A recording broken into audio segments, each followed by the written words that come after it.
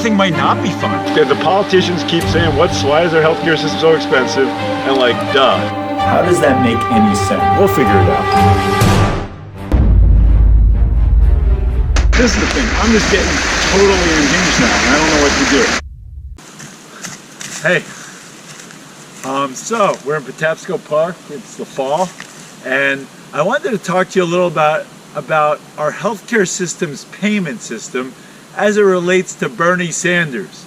So we all know that Bernie Sanders, who has been pushing for Medicare for all without ever talking about how we're going to pay for it, without ever discussing how we're going to deal with all the waste in Medicare.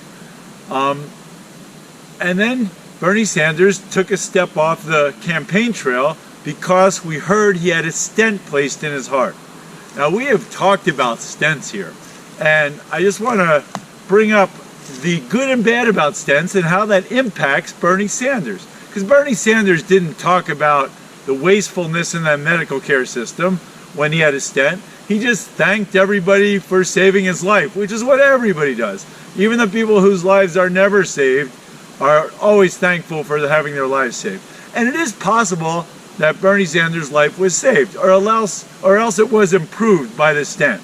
So let's talk about stents just for a second. A stent is a little wire that is used to put into either a blocked or narrow artery somewhere in your body. We usually talk about it in the heart. So they could thread the wire up, put the wire into a blocked area, and open it up a little bit. That's the beauty of the stent. If you are actively having a heart attack, that means the blood vessel has closed off. There's no blood flowing through that artery. And by all the research I did, it looked like Bernie Sanders was having a heart attack. He didn't admit it at first, probably because he didn't want to know, people to know he was having a heart attack, because that looks bad. But probably that's what was going on. So he went to the hospital. He was having a heart attack. They put a wire up there. The blood vessel was blocked off. If it stays blocked off long enough, you're not going to get blood past it, and the part of the heart will die. Not a good thing. So they put it in there, boom, right through the blockage, opens it up, blood now is flowing freely, and the heart attack is averted. You actually prevent a heart attack. We know that stents are extremely useful, especially in people who present with big heart attacks. You can imagine if you have a big heart attack and you open up the blood flow and you save the heart's life, that will not only potentially save your life, but it also may increase the heart's function, so you're going to do well. Bernie Sanders was back on the debate stage a week later doing just fine. I've had patients go in with heart attacks, and a day or two later, they're back to their normal lives. It's a wonderful thing. What's the problem? Couple things. Number one, it's as expensive as all crap. In Europe, you'll get the same procedure done with all the hospitalization, with just as good a result, and they do it, without question, for a couple $1,000s. Here in this country, the cardiologists who do the procedure alone get a couple $1,000s, and the hospital, the manufacturer of the stent, all those people combined get about $35,000 or $40,000. That's just for the stent. If you stay in the hospital a night or two, you got to pay all that, so the bill might be $50,000 or $60,000. So it's a problem that Bernie Sanders could have used this opportunity to talk about. How our system is far too expensive to enable Medicare for all unless we change those realities. Stop paying all these people to do garbage stuff that happens in the hospital. Let's just pay them to put in the stent, pay them a reasonable amount to do it, and then you leave. Secondly, we're putting in stents in people who have little heart attacks. Little heart attacks are not that dangerous. We can pick up little heart attacks now because we have new sensitive testing to show everybody who might have a heart attack. When we put in stents in those people, we're not saving their lives. We're not doing them a favor. In fact, we're putting them at higher risk. But again, the hospital, the doctors, everyone makes so much money from stents that they're looking to put them in anyone they can. Thirdly, the vast majority of stents are not even put in heart blood vessels in people who are having heart attacks. We are putting stents in blood vessels that are not blocked, but that are narrow. They might be 70, 80, 90% narrowed. The average person says, well, don't you want to open them up? It makes sense. But no, you actually don't. First of all, as blood vessels narrow, the body bypasses them. They do it very cheap. In the Medicare for All system that Bernie Sanders wants, the cheapest way to bypass a blood vessel is to let the body do it. Secondly, lots of studies have been done on this procedure of putting in stents in narrow blood vessels. And guess what the studies universally show? No increased survival, no reduction in heart attack rate, no improvement in heart function, no reduction in chest pain. I mean, think about that. We're paying $50,000+. We're feeding doctors $2,000 a pop to put in these stents that don't improve a damn thing. All they actually do, and that's using Bernie Sanders' language, he likes talking that way, but all these stents do is to open a blood vessel and allow blood to flow in that little bit of the heart. They don't prevent any problems. They also increase the risk of major bleeds and of strokes. So actually, these people who get stents placed, they don't have an improvement in longevity, they don't have fewer heart attacks, but they get more strokes and more bleeding. They all think their lives are saved because their cardiologists want them to think that.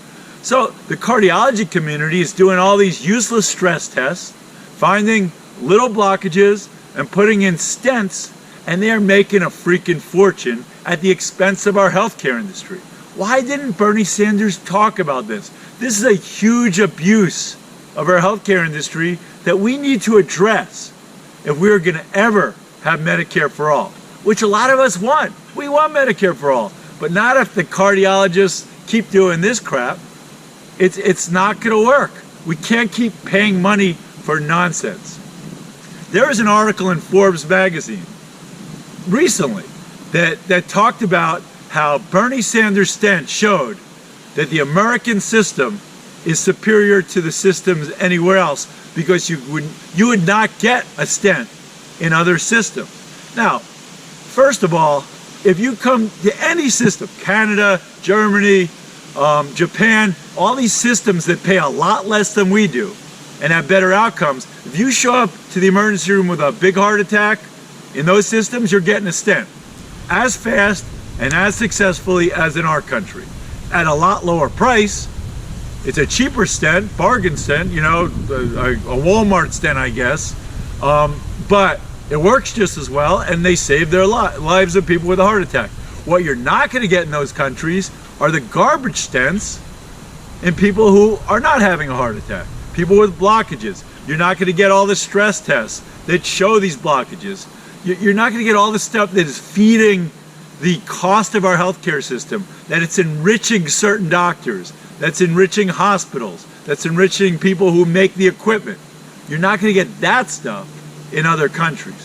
And really, if we want Medicare for all, Bernie Sanders should have discussed this. This should have been first on his list. Not, thank you all for saving my life, I really appreciate it. No. Good, great, thank you, you could thank him, but say, I view this as an opportunity to talk about why our damn healthcare system costs so much and why we can't have Medicare for all, because all these predators are preying on people who don't need stents and don't need stress tests. He could have said that, but he didn't. Nobody's saying it. Elizabeth Warren, why aren't you talking about that?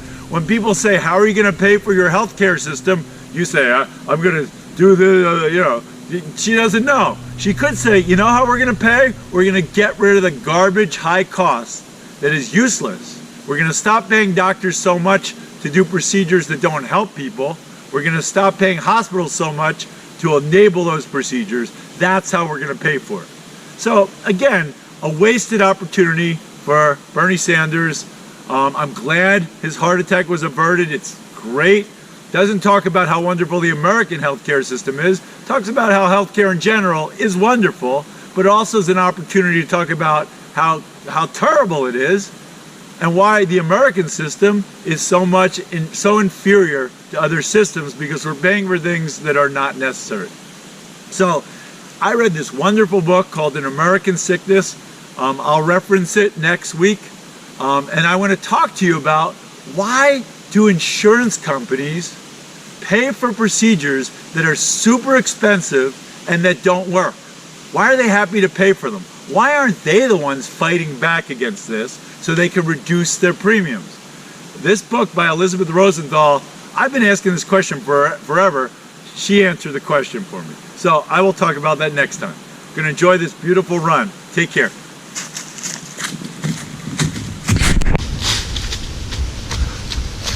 Hey, so if you're equally annoyed by our dysfunctional healthcare system and all the garbage you're being fed, then give me an email, log on to my website, which is listed down here. Let me know what you want me to talk about, and I'll just keep feeding you information, and we'll discuss this and hopefully make some changes. See you later.